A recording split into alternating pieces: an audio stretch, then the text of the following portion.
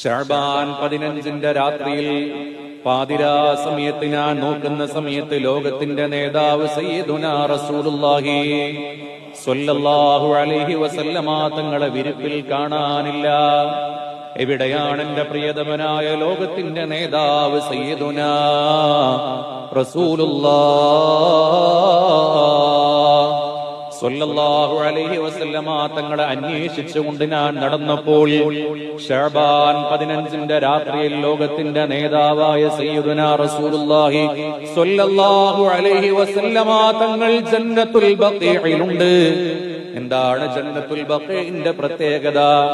മുഅ്മിനീങ്ങളായ മനുഷ്യർ മരണപ്പെട്ടാൽ അവരെ മറവ് ചെയ്യുന്ന സ്ഥലമാണല്ലോ ജന്നത്തുൽ ബഖീഅ്. ആ ജന്നത്തുൽ ബഖീഇൽ ശഅബാൻ 15 രാവിൽ പാതിരാ സമയത്ത് ഹബീബായ തങ്ങൾ ചെന്നുകൊണ്ട് അവിടെയുള്ള മുഅ്മിനീങ്ങൾക്ക് വേണ്ടി ദുആ ചെയ്യുന്നു.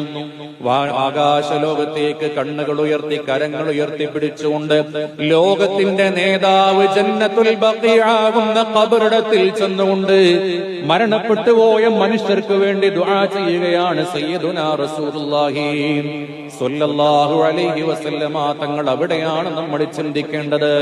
നമ്മുടെ സമീപങ്ങളിലുള്ള പള്ളിക്കാടുകളിൽ ചിരിക്കാതെ തളിർക്കാതെ വാടി നിൽക്കുന്ന എത്രയെത്ര മൈലാഞ്ചി ചെടികളാണ് നമ്മുടെ ചുറ്റിലുമുള്ളത്. അവയെ നനയ്ക്കേണ്ടത് നമ്മളല്ലേ? ഖബറാളികളുടെ അവസ്ഥയെ വിശദീകരിക്കുന്ന സ്ഥലങ്ങളിൽ കാണാമല്ലോ.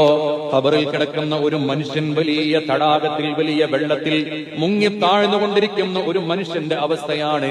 അവന്റെ ഖബറിടത്തിലേക്ക് ഒരു ഫാത്തിഹ എത്തിയാൽ, അവന്റെ ഖബറിടത്തിലേക്ക് ഒരു ദിക്ർ എത്തിയാൽ, ഒരു യാസീൻ എത്തിയാൽ, മുങ്ങി താഴുന്ന ഒരു മനുഷ്യനൊരു പിടിവള്ളി കിട്ടുന്നത് പോലെ അതിൽ പിടിച്ചുകൊണ്ട് അവൻ ഇങ്ങനെ കയറി കയറി വരുമത്രേ. അത്ര ഭയാനകരമാണ് ഖബറിന്റെ ഉള്ളിലെ അവസ്ഥ. പ്രിയപ്പെട്ട മുഅ്മിനീങ്ങളെ, ഇന്ന് എന്റെ ഉപ്പയാണ്, നിങ്ങളുടെ ഉപ്പയാണ്, നമ്മുടെ പ്രിയപ്പെട്ടവരാണ് ഖബറിലുള്ളത്. നാളെ ആ സ്ഥാനത്ത് ചെന്ന് കിടക്കേണ്ടവര് നമ്മളാണ്. ഒരു വെള്ളിയാഴ്ച സമയം കിട്ടുമ്പോഴേക്ക് കയറി ഇറങ്ങേണ്ട ഒന്നല്ല പള്ളിക്കാടുകൾ എന്ന് പറയുന്നത്.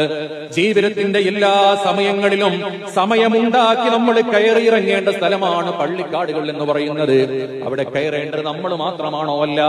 കയറുന്ന സമയത്ത് നമ്മുടെ മക്കളെ കരങ്ങൾ പിടിച്ചുകൊണ്ട് പോകണം. എന്തിന്?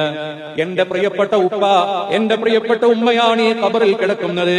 ആ ഖബറിൽ കിടക്കുന്ന ഉപ്പയെ കാണാൻ, ഉമ്മയെ കാണാൻ, അനുജനെ കാണാൻ നിന്റെ ഉപ്പയായ ഞാൻ പോകുന്നുണ്ട്, നിന്റെ ഇക്കയായ ഞാൻ പോകുന്നുണ്ട്.